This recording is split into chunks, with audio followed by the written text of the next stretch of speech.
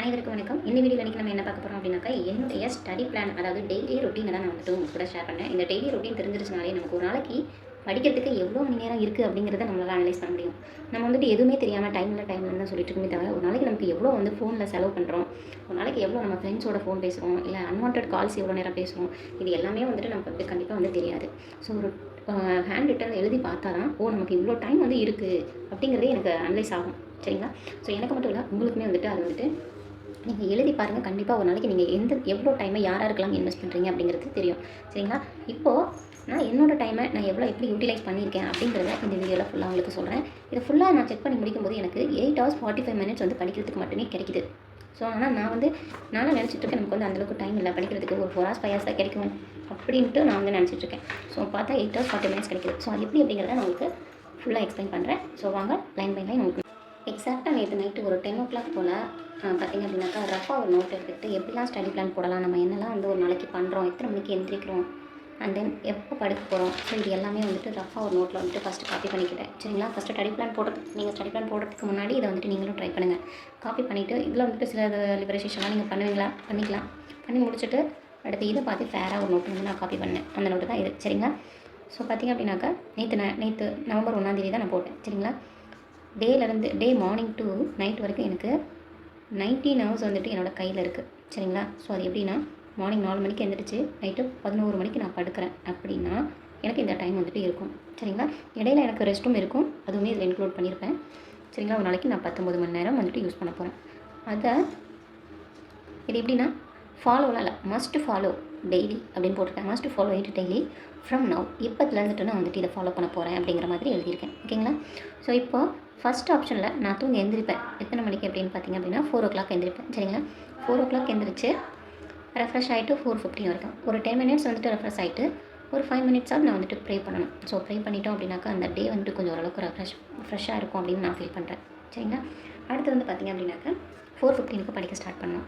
4:15 to 5:15 எழுந்திருக்கிறது ரொம்ப கஷ்டம் தான், பட் நான் ட்ரை பண்ண போகிறேன். சரிங்களா?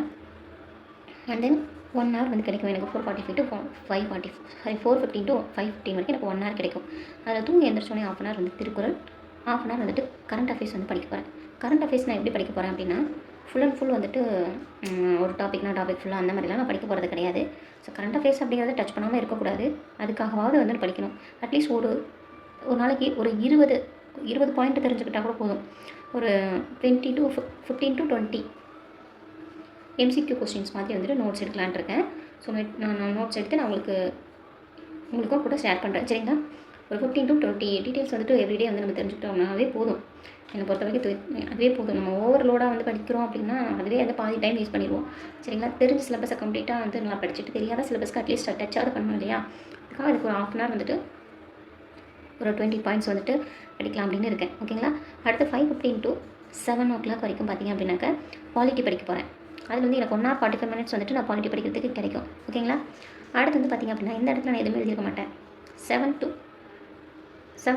10 o'clock வரைக்கும் 10 o'clock வரைக்கும் வந்து என்னெல்லாம் இருக்குன்னா, என்னோடய கிச்சன் ஒர்க் இருக்கும், ப்ளஸ் என் பசங்களை ஸ்கூலுக்கு அனுப்புகிற ஒர்க் இருக்கும், என்னோடய ஈட்டிங் டைம் இருக்கும். இதில் எல்லாமே இதுக்குள்ளே தான் என்னோட எல்லாமே இருக்கும். சரிங்களா?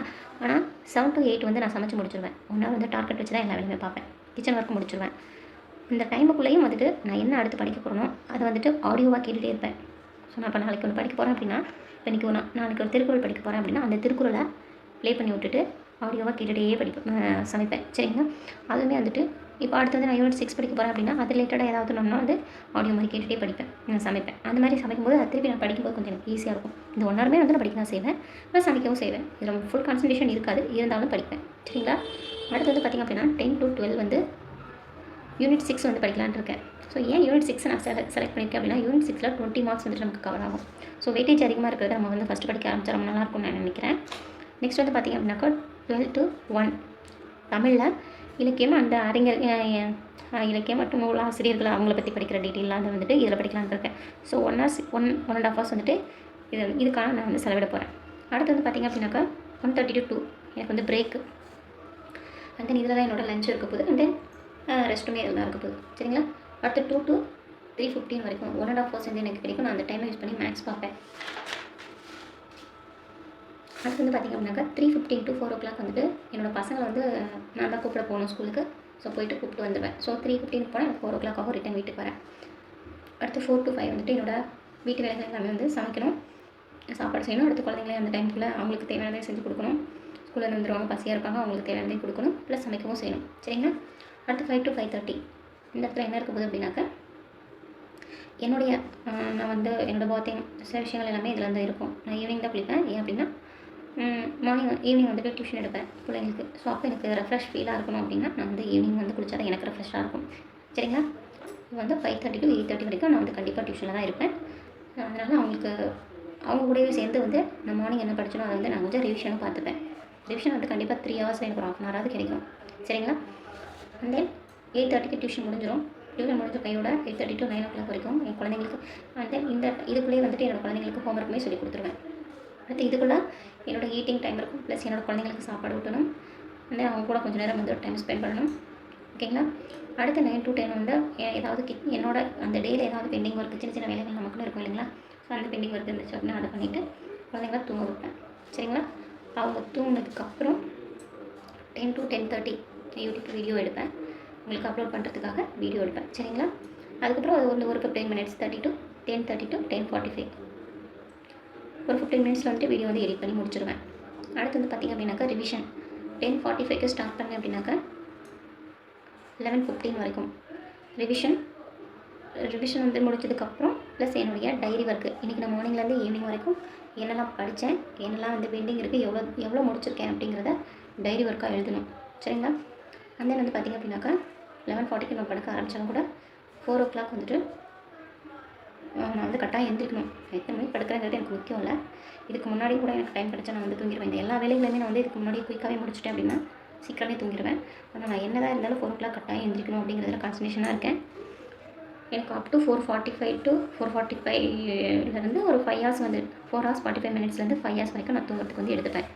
அண்ட் தென் எந்த அளவுக்கு நான் குயிக்காக முடிக்கிறேனோ அந்த அளவுக்கு வந்துட்டு நான் இந்த இடத்துல வந்து எனக்கு ஸ்லீப்பிங் டைம் வந்து நான் எக்ஸ்டெண்ட் பண்ணிக்கலாம்.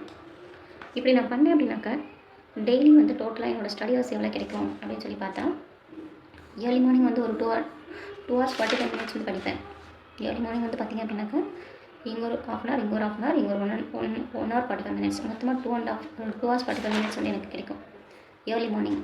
அடுத்த மார்னிங் வந்து பார்த்திங்க அப்படின்னாக்கா 2 hours கிடைக்கும். 10 to 12 யூனிட் 6 வந்து இருக்கு இல்லைங்களா? 2 hours வந்து எனக்கு கிடைக்கும். அடுத்தது ஆஃப்டர்நூன் வந்து ஒரு 1.5 hours வந்து எனக்கு கிடைக்கும்.